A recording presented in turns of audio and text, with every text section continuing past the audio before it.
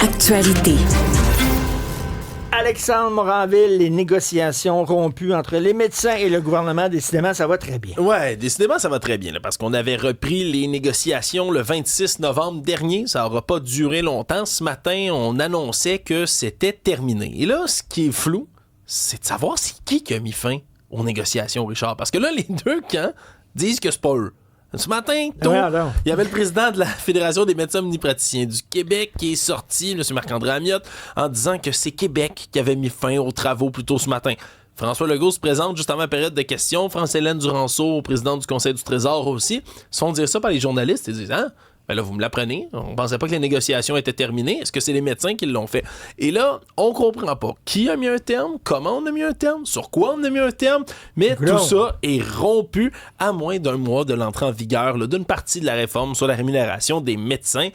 Qu'est-ce qui va se passer? Est-ce qu'on va se rasseoir à la table? Est-ce qu'on va pouvoir parvenir à des ententes? Ben, tout ça, on n'a aucune idée pour l'instant. Non, ça m'est arrivé, moi, de me séparer des fois, puis je sais si c'est moi qui a cassé, c'est ma blonde qui a cassé. C'est comme l'information de base. L'information de base, tu le sais, coudonc, c'est qui a cassé à un moment donné, là. On ne sait pas, on n'est plus ensemble, c'est tout. On sait pas. On sait pas. On sait pas c'est qui, on sait pas comment. C'est bizarre. Montréal déclenche des mesures de grand froid. Il fait comme quoi? Moins quoi dehors? Là? Ben, ressenti moins 12, moins 17? En ce moment, oui. Mais ça va poindre là, ce soir vers le moins 17, des températures là, similaires qui devraient venir également dimanche. Puis comme le dit la nouvelle mairesse de Montréal, Soraya Martinez-Ferrada, moins 20. Ce soir, ça? Ben, Ressenti? Ressenti. Ouais. Ressenti moins 20. Là. La mairesse de Montréal qui a dit l'hiver est arrivé beaucoup trop vite et donc on déclenche des mesures là, assez urgentes, merci, pour être capable d'affronter le froid. Le terme qu'elle retient, là, c'est la tolérance. Là. En demandant aux Montréalais non seulement d'accepter les nouvelles mesures, les nouveaux refuges, les nouvelles haltes chaleur qui vont être mises, mais également à appeler le 211 si vous êtes citoyen montréalais, si vous avez des vêtements chauds, des sacs de couchage, des manteaux, des choses dont vous voulez vous débarrasser, à appeler le 211 puis on va s'arranger pour les transmettre à des gens qui pourraient se retrouver dans le besoin dans la rue. On a demandé également là, de donner tous les locaux possibles. Là, s'il y a des gens, appel à tous, s'il y a des gens qui ont des locaux disponibles pour aller accueillir là, des organismes, des moyens pour venir aider les gens qui seraient là, au grand froid. Dans les 5 prochains jours déjà, on ouvre les portes du YMCA du centre-ville pour 135 nouvelles personnes. Après ça, on va ouvrir là, dans l'ancienne église Sainte-Bibiane une 20aine de places pour les femmes uniquement. Également un ancien couvent dans Hochelaga-Maisonneuve qui va être ouvert. Bref, on ouvre le plus de places possible puis on planche là, pour être capable d'avoir les 500 places en halte chaleur qui ont été promises. Mais pour l'instant, de l'aveu même là, des gens de l'administration de Montréal, c'est arrivé trop vite. Les policiers, le service incendie vont se promener dans les rues également là, pour approcher les personnes en situation d'itinérance pour les encourager à trouver un refuge. Merci Alexandre et Stéphanie. Il y a des gens qui sont courageux. Il y a des producteurs qui sont courageux.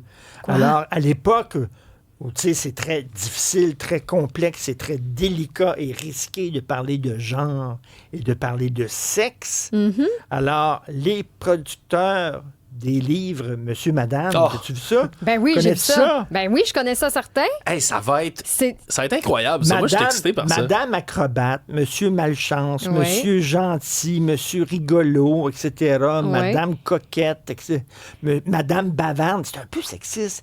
Madame Coquette. Madame Princesse. Il y avait Monsieur Colère, de mes souvenirs. Il y avait Monsieur Rigolo. Monsieur Rigolo. Monsieur Parfait. Alors, ils vont faire des films avec ça. Oui, ils vont faire un film. En fait, je trouve ça étonnant qu'on n'y ait pas pensé avant, parce que, tu sais, ça date de 1971. Le premier livre de Monsieur Madame est sorti en 1971. Et là, ben oui, on a annoncé, en fait, que les livres vont être portés au grand écran. Il faut savoir quand même que les livres ont déjà été adaptés en dessin animé sur YouTube.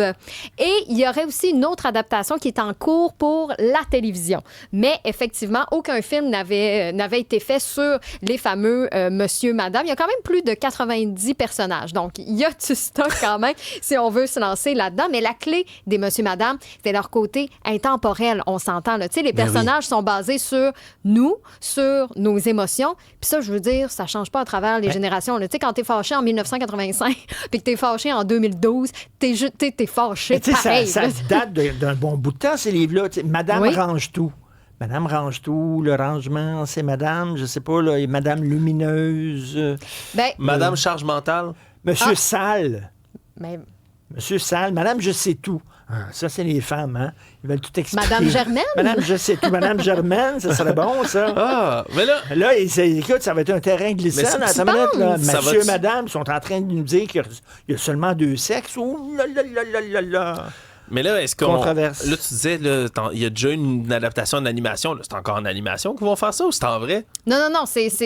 Théoriquement, c'est en animation parce que c'est la société de production Ouais, A-Day j'imagine. Films qui est derrière le film. Et A-Day Films, c'est ceux qui sont à l'origine de l'ours Paddington. Donc, tu sais, on quelle peut bonne idée, peut-être ça. s'imaginer un peu de la petite touche aussi qu'on va voir. Mais ce qui est intéressant derrière, quand même, monsieur, madame, c'est l'histoire qui est derrière ça parce que c'est l'auteur britannique Roger Hargreaves qui a lancé, comme je vous le disais, le premier livre en 1971. Lui, il est décédé en 1988 et maintenant, c'est son fils, Adam, qui a repris le flambeau familial, finalement, et qui poursuit l'aventure. Donc, oui, il a créé des nouveaux personnages, mais lui, il s'est dit, hey, tu sais, c'est tellement intemporel qu'il refuse de changer, tu sais, le style, tu sais, un peu années 70, Ah oui. là, la décoration intérieure, tu sais, c'est encore des combinés de téléphone et tout ça. Donc, lui, il a refusé de toucher à cet univers-là. Donc, lui, c'est...